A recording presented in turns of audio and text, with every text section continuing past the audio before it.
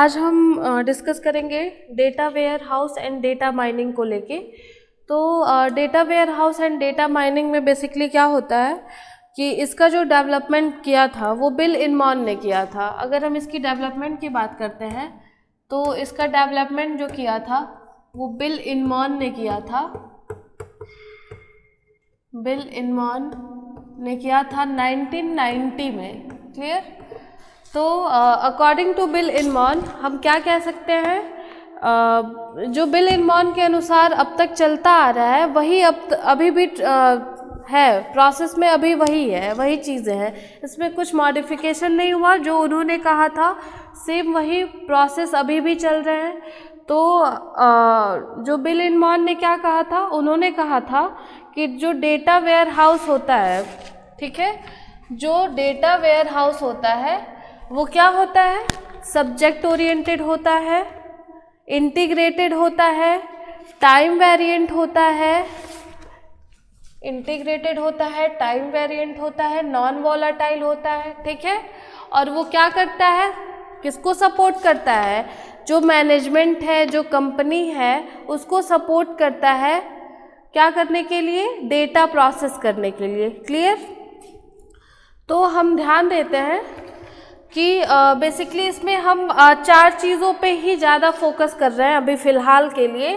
तो वो क्या चीज़ें हैं, एक तो हो गया सब्जेक्ट ओरिएंटेड आपका, दूसरा हो गया आपका इंटीग्रेटेड, एंड फोर्थ हो गया टाइम वेरिएंट, एंड फोर्थ हो गया आपका नॉन वोलाटाइल। ठीक है, तो सीक्वेंस इसका क्या है, सीक्वेंस इसका है, हम जब भी बात करेंगे तो सीक्वेंस अकॉर्डिंग करेंगे इसकी बात। तो हमारा जो सीक्वेंस है इसका वो ये है कि जो डेटा वेयर हाउस होता है हमारा, वो पहले तो सब्जेक्ट ओरिएंटेड होता है, ठीक है, उसके बाद इंटीग्रेटेड होता है, उसके बाद क्या होता है, नॉन वोलाटाइल होता है। ठीक, तो हम एक एक टॉपिक को, एक एक एप्लीकेशन, बेसिकली ये जो subject oriented, integrated, non volatile and जो है आपका टाइम वेरिएंट, ये बेसिकली डेटा वेयर हाउस के एप्लीकेशंस है, इम्पॉर्टेंट पार्ट है हमारे डेटा वेयर हाउस में। ठीक है, तो अगर हम जनरली बात करें तो इसका सीक्वेंस आपको याद रखना है कि जो डेटा वेयर हाउस होता है वो क्या होता है, सब्जेक्ट ओरिएंटेड होता है, ठीक है, फिर क्या होता है, इंटीग्रेटेड होता है, फिर क्या होता है, नॉन वोलाटाइल होता है, फिर क्या होता है, टाइम वेरिएंट होता है। क्लियर? ये बेसिकली क्या है, डेटा वेयर हाउस के जो है एप्लीकेशंस हैं। ठीक है, डेटा वेयर हाउस के ये एप्लीकेशंस हैं। जनरली अगर हम बात करते हैं तो डेटा की जो स्टोरेज होती है, क्लियर, जो डेटा की स्टोरेज होती है वो डेटा वेयर हाउस में होती है। आप नॉर्मल सा अगर देख लो, कोई कंपनी है मान लो, या फिर आपकी कोई शॉप्स है जो अलग अलग सिटीज़ में या अलग अलग डिस्ट्रिक्ट्स में उसकी ब्रांचेस हैं ऑलरेडी, तो आप क्या बेसिकली क्या करते हो कि आपके जो सेल्स एंड परचेस के जो डेटाज हैं, या जो कह सकते हैं आपके जो थिंग्स हैं, उसको आप एक जगह कहीं स्टोर करते हो, और एक जगह स्टोर करने के बाद वहाँ से आप डिफरेंट डेस्टिनेशन पे उसको क्या करते हो, प्रोसेस करते हो, भेजते हो। क्लियर? तो सेम जनरली आप अपने रियल लाइफ में भी ये चीज़ देखते हो, और यही चीज़ें आईटी में भी हैं। ठीक है, आईटी कुछ ज़्यादा डिफरेंट नहीं है, आपके रियल लाइफ से, रियल एनालिसिस से ही उसको लेके फॉर्म किया गया है। तो जो डेटा वेयर हाउस है वो क्या है, क्या कह सकते हैं, एक लाइन में अगर हमें कहना हो कि अगर आपसे किसी ने पूछा कि डेटा वेयर हाउस क्या है, तो आप क्या बोलोगे कि ये डेटा वेयर हाउस जो है वो कुछ ज़्यादा नहीं है, बस एक बिग स्टोरेज है किसी भी डेटा का। क्या बोलेंगे, data warehouse is a big storage of data. ठीक है, यानी एक बिग स्पेस होती है जहाँ पे हम डिफरेंट डेटा टाइप्स को, डिफरेंट डेस्टिनेशंस के डेटा टाइप्स को स्टोर करते हैं। क्लियर? अब मैं बात करती हूँ एक एग्जांपल हम लेते हैं। मान लो हमारे पास एक ई कॉमर्स कंपनी है, हम एक ऑनलाइन बिजनेस ऑर्गेनाइज करते हैं, ठीक है, एक ई कॉमर्स बिजनेस है। तो अब हम क्या करेंगे, हमारे पास ई कॉमर्स नाम की एक कंपनी है, ठीक है। अब ई कॉमर्स का डेटा मुझे स्टोर करना है, मुझे ये मेरी जो कंपनी है मुझे इसका डेटा जो है स्टोर करना है, ठीक। अब स्टोर करने के लिए हम क्या करेंगे, तब हम देखेंगे कि जो सब्जेक्ट ओरिएंटेड है, जैसा कि मैंने बताया कि इसके 4 एप्लीकेशंस है। पहला सब्जेक्ट ओरिएंटेड, दूसरा इंटीग्रेटेड, तीसरा नॉन वोलाटाइल, चौथा टाइम वेरिएंट। तो हम अब देखेंगे कि जो सब्जेक्ट ओरिएंटेड है, ठीक है, सब्जेक्ट ओरिएंटेड और एक नॉर्मल ऑपरेशन एप्लीकेशन जो है, ठीक है, नॉर्मल ऑपरेशन एप्लीकेशन यानी आपका ये ई कॉमर्स जो हो गया वो नॉर्मल ऑपरेशनल एप्लीकेशन के अंडर आएगा, ठीक। तो हम क्या देखेंगे कि हम एक सब्जेक्ट ओरिएंटेड टाइप के जो हमारे डेटास है उनको हम एक नॉर्मल एप्लीकेशन में कैसे, एक ऑपरेशनल एप्लीकेशन में कैसे स्टोर करेंगे, क्या प्रोसेस होगा, कैसे डिफरेंट टाइप से हम इसे स्टोर करते हैं, ठीक है। तो अगर मैं बात करती हूँ ऑपरेशनल एप्लीकेशन के बारे में, तो वहाँ डेटा डिफरेंट एप्लीकेशन के थ्रू ही स्टोर होंगे, ठीक है। ऑपरेशन एप्लीकेशन जो है आपके ई कॉमर्स में ऐसा तो नहीं है कि एक ही मीडियम है आपका, इसी एक ही मीडियम के अकॉर्डिंग आप डेटा को ले आके स्टोर कर दो। आप अपने शॉप का ही अगर एग्जांपल ले रहे हो, आपकी शॉप्स है अच्छी खासी चलती हैं, अलग अलग ब्रांचेस हैं उसके, तो आप क्या करोगे, ऐसा तो नहीं है कि एक जगह पे आपने डेटा स्टोर करके रख लिया और ऑटोमेटिक वहाँ से आपका ट्रांसफॉर्मेशन हो रहा है डेटा का, नहीं ना हो रहा है, इंटीग्रेट तो नहीं हो रहा है वो, ठीक। यानी आपको वो चीज़ें अलग अलग डिफरेंट टाइप से आपको वो चीज़ें सेंड या रिसीव करानी है, ठीक।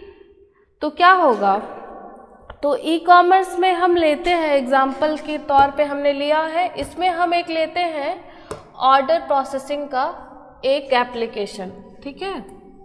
आपके ई कॉमर्स में भी डिफरेंट टाइप्स के होते हैं।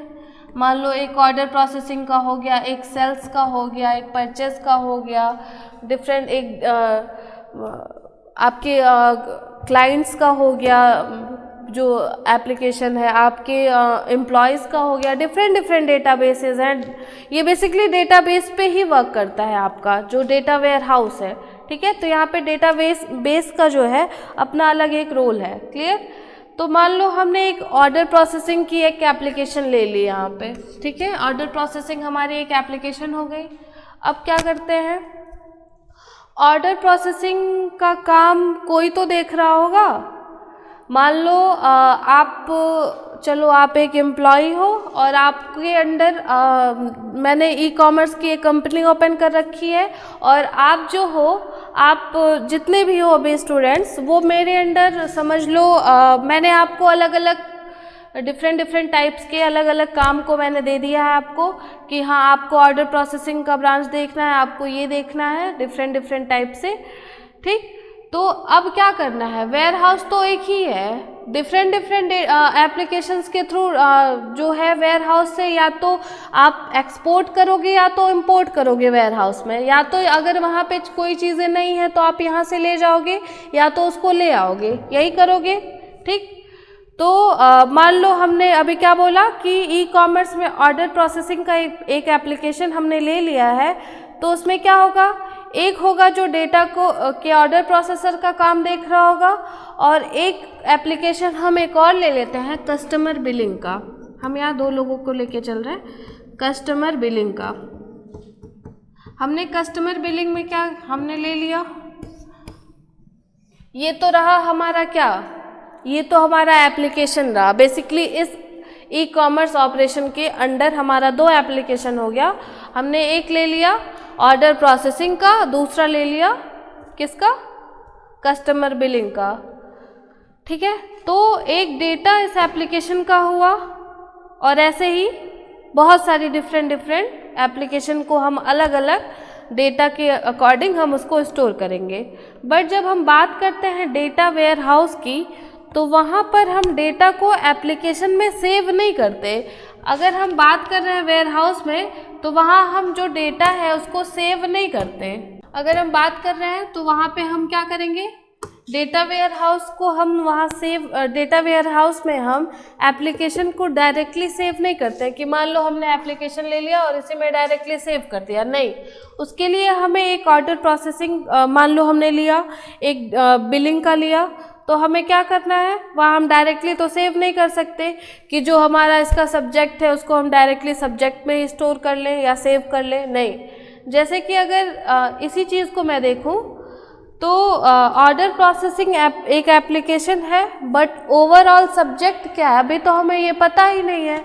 ओवरऑल सब्जेक्ट क्या है इस ई कॉमर्स का, तो ई कॉमर्स की ऑर्डर की प्रोसेसिंग का सब्जेक्ट तो हमें पता नहीं है, कस्टमर बिलिंग के सब्जेक्ट का तो पता नहीं है। अब क्या करें, तो अब हम क्या करेंगे आगे कि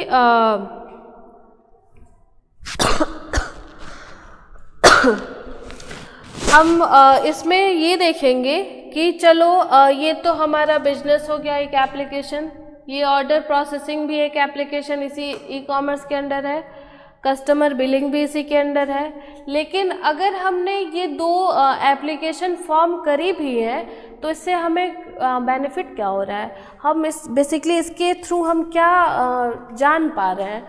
तो आपको यहाँ पे क्या पता चल रहा है, ऑर्डर प्रोसेसिंग से आपको ये पता चल रहा है कि कितने ऑर्डर प्रोसेस हुए हैं, ठीक है, कितने कस्टमर्स की हमने बिलिंग करी है, कितने का सामान हमने पैक कर दिया है, ये सारी चीज़ें हम यहाँ पे यही तो देखेंगे कि टोटल सेल्स कितनी हुई है, ठीक है, टोटल सेल्स कितनी हुई, टोटल इनकम क्या हुआ, यही सारी चीज़ें हम देखेंगे, ठीक है।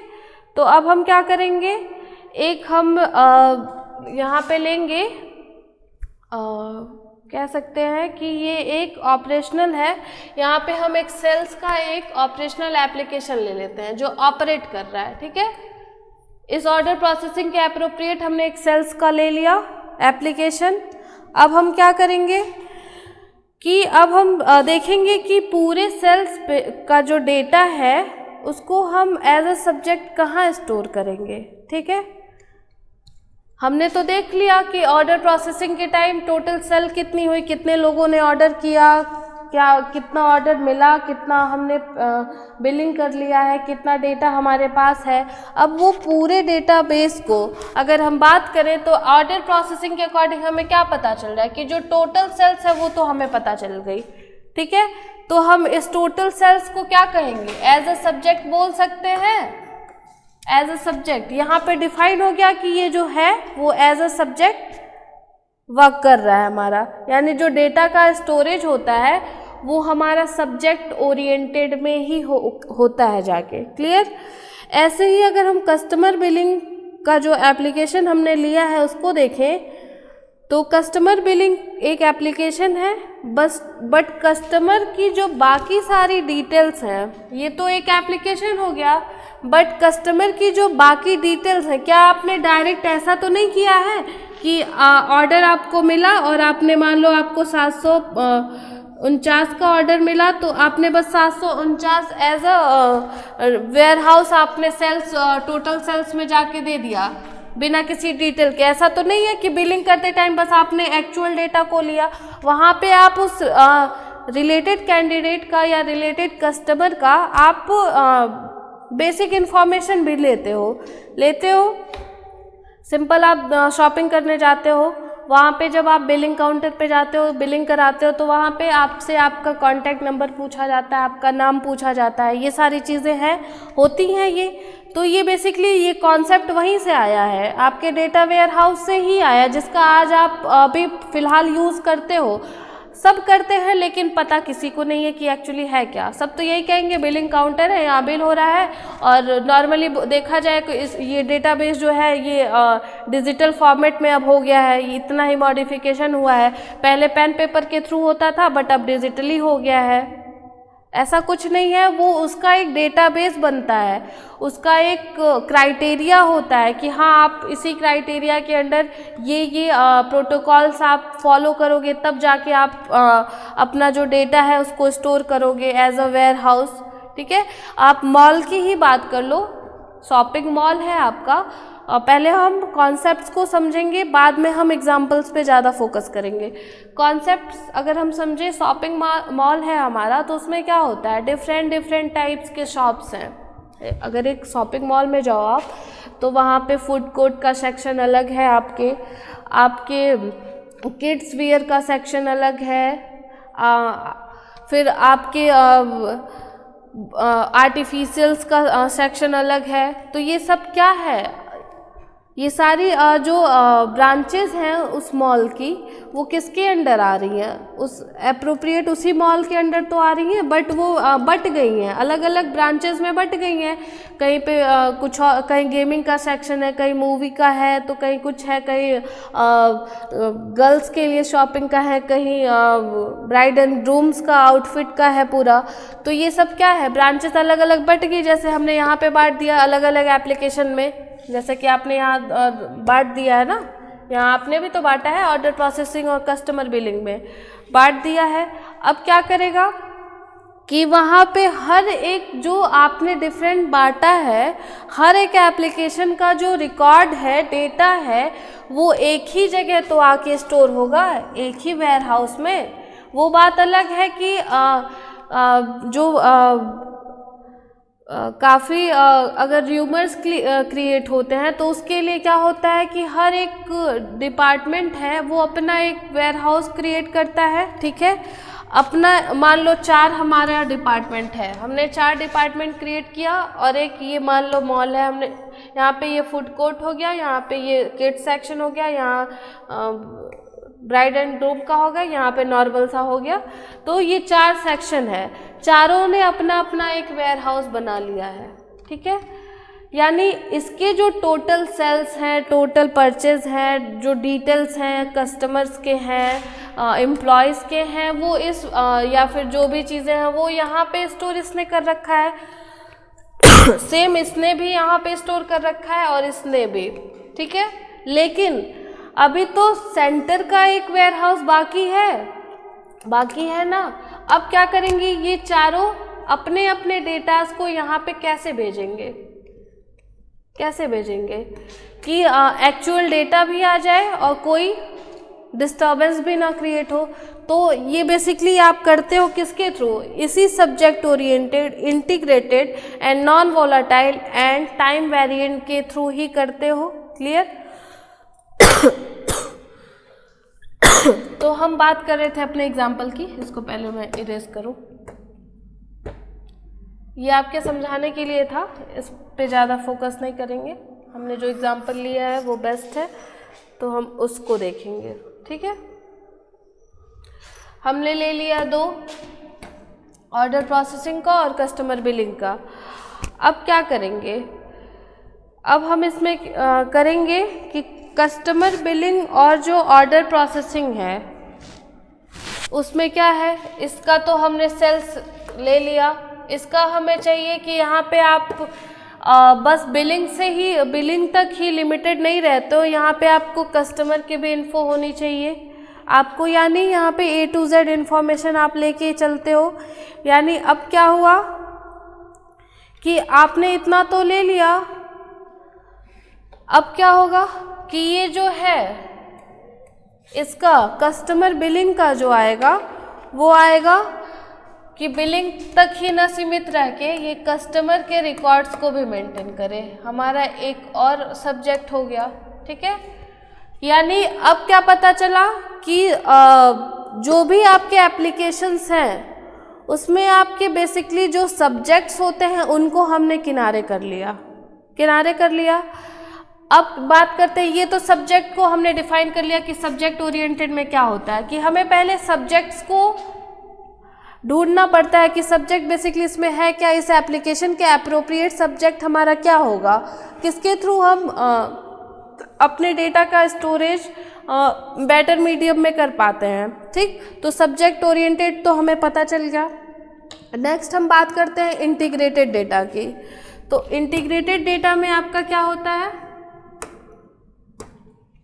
इंटीग्रेटेड डेटा में हम एक सब्जेक्ट लेते हैं, ठीक है। मान लो हमने एक सब्जेक्ट ले लिया अकाउंट्स का, ठीक है, अकाउंट्स का हमने ले लिया एक सब्जेक्ट। अकाउंट्स का लेने के बाद मान लो हमारे पास एक सब्जेक्ट है अकाउंट, ठीक है। अब अकाउंट में क्या होगा, डिफरेंट एप्लीकेशन से हम उस डेटा को एक सब्जेक्ट में पास करेंगे, ठीक है। उस डेटा को हम क्या करेंगे, एक सब्जेक्ट में पास करेंगे। मीन्स कि आपने जो सेल्स और कस्टमर का लिया था उसमें आप इस अकाउंट की डिटेल्स को पास करोगे, ठीक है। तो एप्लीकेशन क्या हो सकता है पास करने के लिए, मान लो अकाउंट्स आपने ले तो लिया, एक एप्लीकेशन आपने एक और ले लिया अकाउंट्स का, लेकिन अब इस अकाउंट के अप्रोप्रिएट इन सेल्स और कस्टमर के रिकॉर्ड्स को हमने क्या किया, एक ले लिया एक्स्ट्रा सेविंग अकाउंट का हमने, ठीक है। यानी कि ये जो कस्टमर ने बिल कराया अपने अकाउंट से कराया, और कैसा अकाउंट, सेविंग अकाउंट, ठीक, सेविंग अकाउंट से, ठीक है। अब क्या हुआ, बेसिकली पहले हम दोनों को रिलेट नहीं करते हैं, पहले हम इंटीग्रेटेड को ही समझ लेते हैं, नहीं तो अगर दोनों को रिलेट करके करेंगे तो काफ़ी प्रॉब्लम क्रिएट होगी। तो आप बेसिकली उसको नहीं ध्यान देंगे अभी आप देंगे कि आपने एक एप्लीकेशन लिया अकाउंट, और उसके अप्रोप्रिएट जो आपका ऑब्जेक्ट ओरिएंटेड एप्लीकेशन हो गया, ऑपरेशनल एप्लीकेशन हो गया, वो हो गया सेविंग अकाउंट का, ठीक है। हमने ले लिया। अब हमने क्या बोला कि आपको डिफरेंट एप्लीकेशन से उस डेटा को उस सब्जेक्ट ओरिएंटेड में हमें पास करना है, ठीक है, पास करना है, जो कि इसको हैंडल कर रहा है, इस अकाउंट के एप्लीकेशन को ये सेविंग अकाउंट हैंडल कर रहा है। तो क्या कह सकते हैं कि हमारे पास चलो एक हम और मान लेते हैं कि हमारे पास जो है एक लोन अकाउंट भी है, ठीक है, लोन अकाउंट है। ये तो हमारा अकाउंट की बात थी, अकाउंट एप्लीकेशन के थ्रू हमने सेविंग अकाउंट का एक सब्जेक्ट ओरिएंटेड बना लिया, लेकिन अब हमने एक और एप्लीकेशन लिया लोन अकाउंट का। तो लोन अकाउंट में हम लोन बेसिकली हम किस अकाउंट पे ले सकते हैं, जो हमारा करंट रनिंग अकाउंट होता है उस पे ले सकते हैं। तो हमें हमारा एक और सब्जेक्ट मिल गया रनिंग अकाउंट, रनिंग अकाउंट, ठीक, रनिंग अकाउंट मिल गया, या फिर करंट अकाउंट भी इसको कह सकते हैं। तो इस तरह से अब हमने क्या देखा कि हमने डिफरेंट एप्लीकेशन ले लिया, ठीक है, डिफरेंट ऑपरेशनल एप्लीकेशन तो ले लिया, ठीक है। So these are the different operational application, ये जो हमने अभी क्रिएट किया है। और अब अगर हम इन सब चीज़ों को इंटीग्रेट करेंगे तो एक कॉमन सब्जेक्ट के अंदर डालेंगे, ठीक है, कॉमन सब्जेक्ट के अंदर डालेंगे तो वो एक डेटा वेयर हाउस बन जाता है। तो ये सब हो गई ऑपरेशनल एप्लीकेशन। तो एक कॉमन सब्जेक्ट हमारा इसमें क्या हो गया, कॉमन सब्जेक्ट हमारा क्या हो गया इसमें, मान लो हमने ले लिया अकाउंट, ले लिया लोन अकाउंट, ले लिया एक करंट अकाउंट भी ले लिया।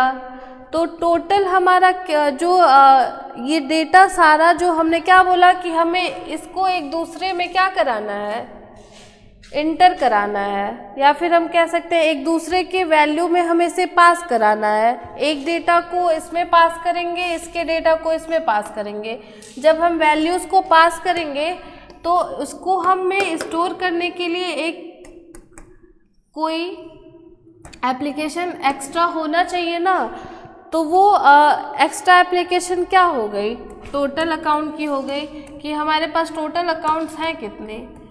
एग्जाम्पल आप समझो, बैंक्स में मान लो आपका पीएनबी में ब्रांच है, आपका अकाउंट पीएनबी ब्रांच में है, आपके घर में आपका जो है सेविंग अकाउंट है, आपके पापा का है वो सैलरी अकाउंट है, एंड भैया का हो गया या किसी का भी हो गया वो लोनिंग अकाउंट है। आपकी हो गई सेविंग, एक की हो गई आपकी सैलरी पापा की, और एक हो गई आपकी लोन अकाउंट, ठीक है, लोन अकाउंट हो गया, ठीक।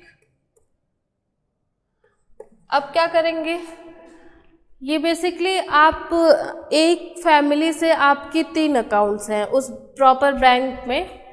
ऐसा तो नहीं है कि आपकी जो ब्रांच है उसमें आपकी फैमिली के ही बस अकाउंट हो, ऐसा तो नहीं है, बहुत लोगों के होंगे, बहुत दूर दूर से लोग आते होंगे, उसमें इस टाइप्स के अकाउंट सबके होंगे। ठीक है, मान लो सेविंग अकाउंट है आपके, मान लो अप्रॉक्स 50 लोगों के सेविंग अकाउंट हैं, कुछ लोगों के आपके 20% लोगों के सैलरी अकाउंट है, लोन अकाउंट 10% लोगों के हैं। तो बैंक का जो डेटाबेस होता है बेसिकली वो इन सबको कैसे कैलकुलेट करेगा, कैसे स्टोर करेगा। तो ये तो आपका हो गया एप्लीकेशन एक ऑपरेशनल, ठीक है, ऑपरेशनल एप्लीकेशन हो गया। और इसी ऑपरेशनल एप्लीकेशन के सब्जेक्ट को जब हम इंटीग्रेट करते हैं और इंटीग्रेट करने के बाद हम इसको मतलब बैंक हमने टोटल अकाउंट में काउंट करता है कि हमारे पास टोटल अकाउंट हैं कितने एक्चुअली। जब टोटल अकाउंट वो कैलकुलेट करता है तो उस टाइम ये जो टोटल अकाउंट का हमारा जो डेटाबेस होता है वही हमारा डेटा वेयर हाउस कहलाता है। ठीक है, वही हमारा डेटा वेयर हाउस कहलाता है। तो हम कह सकते हैं डेटा वेयर हाउस के अंदर इन सारी एप्लीकेशन, ये जो सारे एप्लीकेशंस हैं, ठीक है, इन सारे एप्लीकेशन का डेटा स्टोर होता है।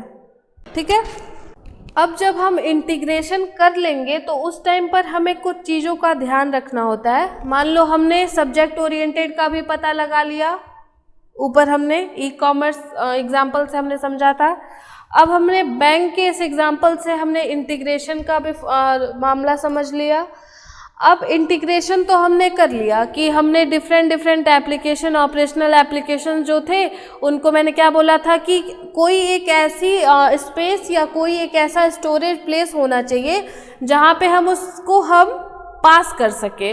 तो इस करंट जो आपके ऑपरेशनल या सब्जेक्टिव जो एप्लीकेशंस हैं उनको हमने एक टोटल अकाउंट की वैल्यू या स्टोरेज एरिया में पास कर दिया, और वही जो टोटल अकाउंट का स्टोरेज एरिया है वही हमारा डेटा वेयर हाउस कहला गया। ठीक है, तो जब अब हमने इंटीग्रेशन कर लिया है तो हम वही कह रहे हैं कि जब हम इंटीग्रेशन करेंगे तो उस टाइम पर हमें कुछ चीज़ों का ध्यान रखना है। सबसे पहली बात तो डेटा इनकंसिस्टेंसी को हटाना है। सो जो डेटा इनकंसिस्टेंसी होती है वो क्या हो सकती है। मान लो सपोज हमने सेविंग अकाउंट ले रखा है, सपोज जो हमारे पास सेविंग अकाउंट है आपने जो अभी डिफाइन किया था, जिसका आपने इंटीग्रेशन किया था, आपकी जो सेविंग अकाउंट है, ठीक है, उसमें क्या है, उसमें आपका जो जेंडर का कॉलम दे रखा है वो दिया है मेल एंड फीमेल, कुछ इस फॉर्मेट में। और वहीं आपके जो लोन अकाउंट में है या सैलरी अकाउंट ले ले, उसमें जो यही जेंडर का कॉलम है वो किस फॉर्मेट में, एम एंड एफ के फॉर्मेट में। तो ये दोनों क्या हो गए, इनकंसिस्टेंसी को डिनोट कर रहे हैं। ठीक है, तो मान लो हमने क्या बोला कि इसमें हमें सबसे पहली बात का ये ध्यान रखना होता है कि डेटा इनकंसिस्टेंसी ना हो। डेटा में जो इनकंसिस्टेंसी है या इरेगुलरिटी बोल सकते हैं, इरेगुलरिटी रहेगी अगर, तो जो डेटा है एक्सेस के टाइम डेटाबेस में जो हमारा एसक्यूएल फंक्शन है वो प्रॉपर वर्क नहीं कर पाता अगर डिफरेंट टाइप्स के होते हैं। अगर ये जैसा कि आप लैंग्वेज में भी आपके पढ़ते होंगे कि यहाँ पे आपने जो डिफाइन नहीं किया हुआ है उसको वो एक्सेस नहीं करता है, वहाँ पे नल वैल्यू रिटर्न कर देता है। तो सेम ऐसा ही मैंने क्या बोला था कि ये सारा डेटाबेस के कॉन्सेप्ट पे ही है। तो जो डेटाबेस आपका होता है इसमें आपके जो क्वेरीज के लिए होते हैं एसक्यूएल के फंक्शंस, वो आपकी इनकंसिस्टेंसी को एग्जीक्यूट नहीं करा पाएंगे। तो इसके लिए हमें क्या चाहिए कि हमें जो डेटा के बीच जब हमने इंटीग्रेशन करा लिया है तो उस बीच हमें खासा ध्यान रखना होता है कि उसमें जो इनकंसिस्टेंसी आ रही है वो ना आए। ठीक है, क्लियर। अब क्या करेंगे, मान लीजिए ये अगर हमें बताना हो कि इस जेंडर वाले कॉलम में हमारा ये प्रॉपर मेल या फीमेल जो लिखा है वो इनकंसिस्टेंसी को रिप्रेजेंट कर रहा है, या ये जो यम एंड एफ लिखा है वो, तो यही बेसिकली यही इनकंसिस्टेंसी को रिप्रेजेंट कर रहा है। ठीक है, तो अगर ऐसी कुछ इनकंसिस्टेंसी आती है हमारे वेयर हाउस के फॉर्म होने के बाद तो हम उसको रिमूव कर देंगे। ठीक है, सो फर्स्ट स्टेप इसमें क्या है, फर्स्ट स्टेप ये है कि removing inconsistency, removing inconsistencies. Clear? So first step है इसमें removing the inconsistency. Then second है you have to go through a process of transformation, यानी कि रिमूव करने के बाद अब आपको क्या करना है कि आपको बेसिकली ट्रांसफॉर्मेशन करना है। जो अब आपने वेयर हाउस में आफ्टर रिमूविंग इनकंसिस्टेंसी जो हमारा एक्चुअल डेटा अभी वेयर हाउस में है उसमें हमें कुछ ट्रांसफॉर्मेशन करेंगे। ठीक है, तो क्या है फर्स्ट स्टेप है इसमें removing the inconsistency. Then second you have to go through a process of transformation, and basically हम यहाँ पर इसका ट्रांसफॉर्मेशन कर रहे हैं, कर ही तो रहे हैं ट्रांसफॉर्मेशन कि अगर मेल या फीमेल है उसको मेल या फीमेल है तो ये तो एक्चुअल हो गया, और अगर एम एंड एफ है तो इसको हम इनकंसिस्टेंसी है यहाँ पे, तो इनकंसिस्टेंसी को हम जब ट्रांसफॉर्म करेंगे तो हमारा एक्चुअल यही आएगा, तो यही हो गया ट्रांसफॉर्मेशन का प्रोसेस। ठीक है, तो ट्रांसफॉर्मेशन कर रहे हैं, एंड लास्ट में जो हम करेंगे वो है हमारा इंटीग्रेशन ऑफ सोर्स डेटा।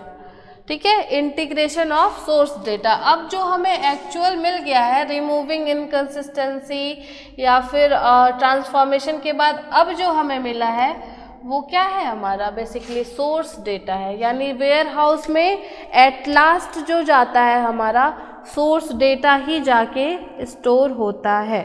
ठीक है, अब जो सबसे ज़्यादा स्टैंडर्डाइजेशन की बात ज़रूरत होती है अगर हम बात करें तो वो बेसिकली 4 चीज़ों में होती है। सो बेसिकली हम किन किन चीज़ों का ध्यान रखना होता है जब हम इनकंसिस्टेंसी की बात करते हैं, तो नेमिंग कन्वेंशन के अंदर, एंड देन कोड्स के अंदर, देन जो उसका कोड्स में क्या होता है जो हम डिफरेंट कोड्स का यूज़ करते हैं उसके अंदर होता है। ठीक है, लास्ट में डेटा एट्रीब्यूट्स। ठीक है, तो डेटा एट्रीब्यूट्स में कुछ नहीं होता है, इनके अंदर बेसिकली जो आपके मेज़रमेंट्स हैं, यानी जो आपने डेटा को स्टोर किया है उसकी जो मेज़रमेंट्स है उनको ध्यान रखना होता है। ठीक है, इन चारों को हमें क्या करना होता है, स्टैंडर्डाइज्ड करना पड़ता है। ठीक है, so the next feature is time variant. आपने देखा क्या क्या हमने कवर कर लिया, हमने कर लिया सब्जेक्ट ओरिएंटेड, सेकंड हमने कवर कर लिया क्या, इंटीग्रेशन, थर्ड हमने क्या कवर किया, नॉन वोलाटाइल।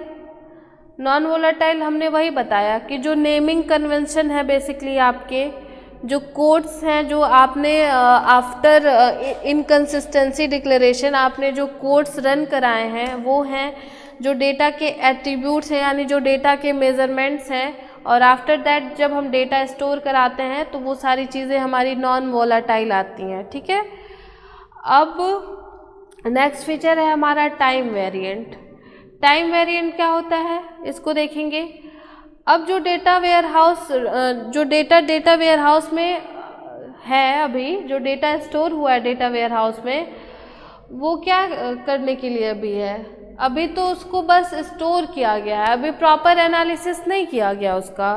ठीक है, तो टाइम वेरिएंट में बेसिकली हम एनालिसिस करते हैं, एनालिसिस करने के बाद डिसीजन मेकिंग करते हैं। ठीक है, तो अगर एक लाइन में बोला जाए तो आप बोल सकते हो कि जो टाइम वेरिएंट होता है उसमें आपको बेसिकली डिसीजन लेना होता है, डिसीजन लेने के बाद नहीं, पहले एनालाइज करना पड़ेगा कि जो एक्चुअल आपके स्टैंडर्डाइजेशन के बाद जो आपके डेटा आए हैं डेटा वेयर हाउस में, यानी कि subject oriented integration and non volatile के बाद जो स्टैंडर्डाइज डेटा आए हैं वो क्या एनालिसिस फॉर्म में है या फिर अभी उसमें कुछ एनालिसिस करना बाकी है। तो एनालिसिस एक बार और करेंगे, एनालिसिस करने के बाद हम डिसीज़न लेंगे। डिसीज़न लेने के बाद क्या होगा, उसका मतलब होगा कि जो डेटा वेयर हाउस में डेटा है वो एक तरह का हिस्टोरिकल डेटा है, ठीक है। टाइम वेरिएट में बेसिकली आप हिस्टोरिकल डेटा को ही करते हो स्टोर, यानी हिस्टोरिकल डेटा से आप क्या समझेंगे कि जो आपने इनकंसिस्टेंसी को दूर किया है या जो एनालिसिस के टाइम आपने जो भी एरर्स थे आपने उसको जैसे ही दूर किया है, एज अ हिस्ट्री आपको वो चीज़ें अपीयर हो रही हैं टाइम वेरिएंट में। मान लो आप एक बैंक का एग्जांपल लोगे, इसमें हिस्टोरिकल डेटा होते हैं, ठीक है, बस करंट वैल्यूज़ पे ये डिपेंडेंट नहीं होता है टाइम वेरिएंट, ये हिस्टोरिकल डेटा को भी लेके चलता है। अगर मान लो हम एक यूज़र हैं, चलो बैंक की बात करते हैं कि मान लो आप एक यूज़र हो, आपका एक अकाउंट है, ठीक है, यूज़र अकाउंट की बात हम कर रहे हैं। तो अगर आपने अभी करंट में आपने एक अकाउंट ओपन किया है,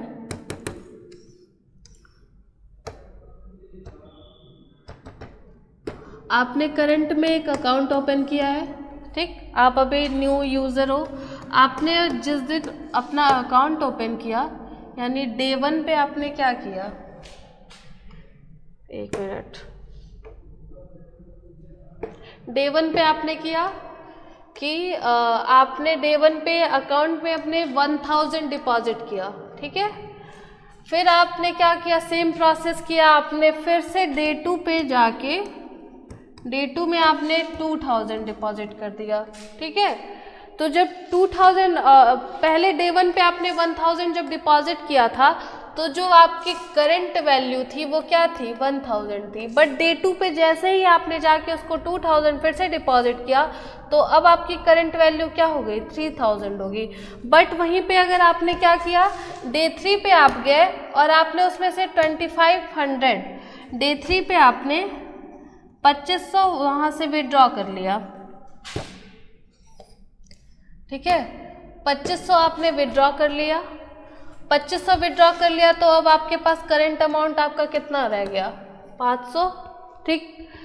तो क्या होगा, आपको पता है कि आपने जब डे 1 पे था तो 1000 आपके पास था, फिर आपके पास डे 2 पे 3000, ये चीज़ें हो गई, आपने 2000 डिपॉजिट किया और 1000 पहले का था तो आपके पास 3000 हो गई, एंड डे 3 पे आपने जो था 2500 को विड्रॉ कर लिया 2500 को, तो अभी आपके पास करंट जो है वो 500 है। लेकिन मैंने क्या बोला कि इसमें क्या होता है, टाइम वेरिएंट में ये हिस्टोरिकल डेटास को भी लेके चलता है।